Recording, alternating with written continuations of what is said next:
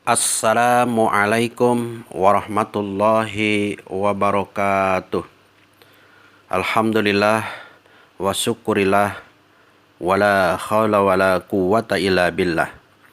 Ashhadu an la ilaha illallah wa ashhadu anna Muhammadan abduhu wa rasuluh alladzi la nabiyya wala rasula ba'da. Pemirsa yang dirahmati Allah Subhanahu wa taala, alhamdulillah setelah melalui proses dan pembahasan yang sangat panjang tentang manhaj sistematika wahyu, baik dari sisi urgensi dan landasan-landasan yang menguatkan tentang manhaj tersebut yang berlandaskan Al-Quran, Sunnah, serta fakta sejarah serta pendapat-pendapat ahli. Akhirnya kita berkesimpulan bahwa manhaj sistematika wahyu mulai dari surat Al-Alaq ayat 1-5, surat Al-Qalam ayat 1-7, kemudian surat Al-Muzammil ayat 1-10, Al-Mudatsir ayat 1-7, dan kemudian surat Al-Fatihah ayat 1 sampai ayat 7 adalah upaya untuk merekonstruksi nilai-nilai Al-Quran secara sistematis sebagaimana yang dilakukan oleh Rasulullah Sallallahu Alaihi Wasallam beserta para sahabat. Oleh karenanya, sistematika wahyu merupakan landasan ideal yang mengandung paradigma dalam membangun peradaban Islam. Sebelum masuk kepada pembahasan berikutnya, tak lupa kami mohon dukungannya dengan cara mensubscribe, like, share, dan komennya, serta jangan lupa tetap menyalakan tombol loncengnya agar tidak ketinggalan pembahasan-pembahasan berikutnya. Pemirsa yang dirahmati Allah Subhanahu wa taala, ada satu pertanyaan. Dari mana kita memulai berquran? Jawabannya akan lebih dari satu. Ada yang menjawab dari Al-Fatihah, sebab Al-Fatihah itu Ummul Quran. Dan bahkan dalam mushaf yang kita pegang saat ini, surat Al-Fatihah menempati halaman pertama. Mungkin ada juga yang menjawab berquran mulai dari Al-Ikhlas.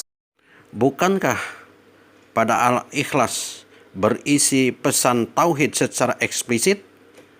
Tetapi kalau kita mengacu kepada perjalanan berquran Rasul, maka jawabannya cuma satu, yaitu dari Iqra. Perintah inilah yang pertama kali turun kepada Rasulullah di Gua Hira. Tentu bukan sembarangan perintah Iqra diturunkan pertama kali, tetapi mengandung makna yang sangat luas dan hanya Allah Subhanahu wa taala yang tahu. Namun kita dapat menggali hikmah yang terkandung di dalamnya. Antara lain, pertama, Islam harus dimulai dari kesadaran. Untuk memulai berislam dengan benar, maka harus dimulai dengan kesadaran, bukan karena ikut-ikutan. Dan kesadaran akan lahir dari hati setelah seseorang berikra terlebih dahulu.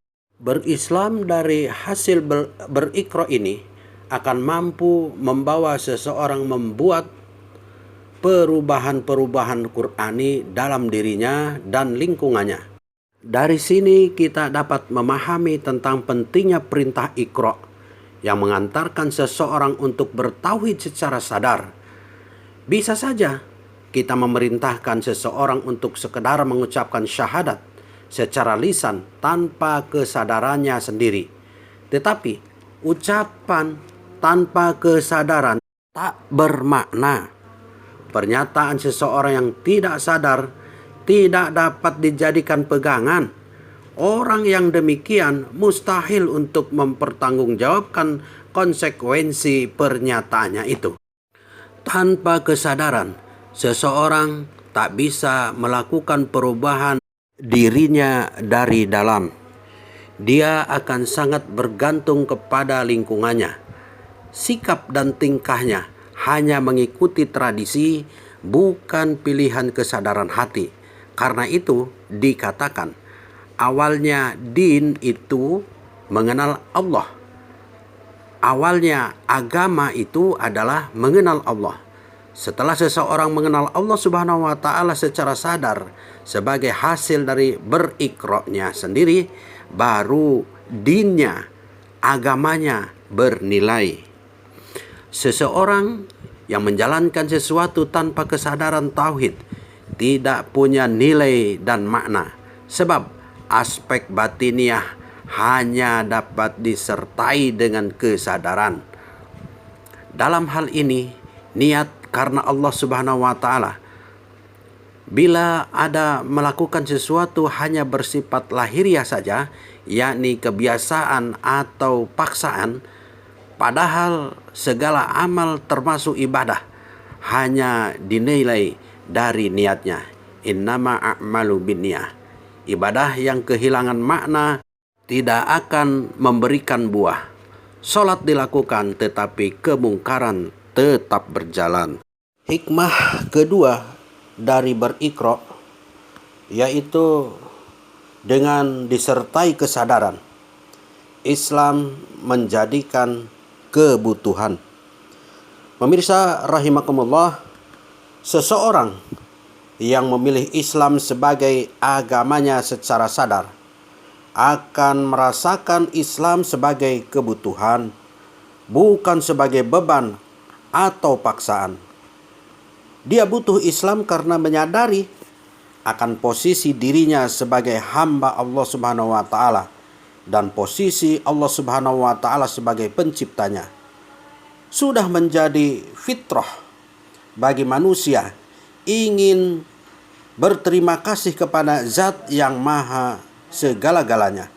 Dengan tumbuhnya kesadaran ini, dia akan mampu menikmati komunikasi dan pengorbanannya kepada Allah Subhanahu wa taala. Berislam akan terasa ringan dan mudah. Dengan demikian, seseorang yang berislam dari kesadaran akan mampu mengembangkan bobot dan kualitas imannya lebih jauh. Berbeda halnya bila seseorang sejak awal berislam bukan dari berikro atau bukan dari kesadaran, maka akan merasakan Islam sebagai beban. Ibadah-ibadah yang dilakukan akan dirasakan sebagai keterpaksaan. Bila sudah demikian, maka dia akan sulit mengembangkan nilai-nilai Al-Quran. Bahkan tidak mustahil bobot keislamannya semakin berkurang.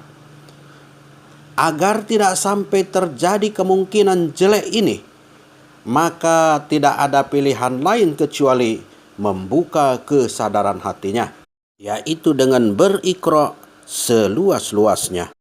Hikmah ketiga dari berikro yaitu Islam harus menjadi pilihan kesadaran.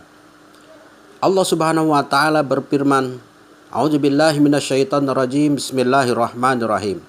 La ikraha fiddin. Qad tabayyana rusdu minal ghayy.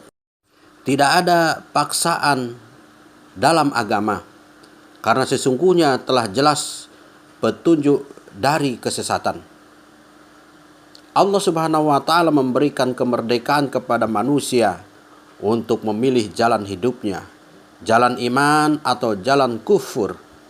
Masing-masing telah dibentangkan cara pencapaiannya dan konsekuensinya. Seseorang yang berislam setelah berikro akan menjadikan Islam sebagai pilihan hidup secara sadar, sebab ia tahu Islam sebagai petunjuk kebenaran dalam hidupnya. Dia tidak mau menukar petunjuk dengan kesesatan.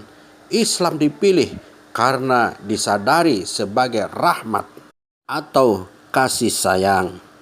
Sedangkan hikmah yang keempat dari berikro adalah kita punya kemampuan menyebarkan dan memperjuangkan Bagi seseorang yang telah memilih Islam dengan kesadaran dan mampu menikmatinya, akan tumbuh dorongan dari dalam dirinya untuk menyebarkan al-Islam ini, mendakwahkannya dan memperjuangkannya.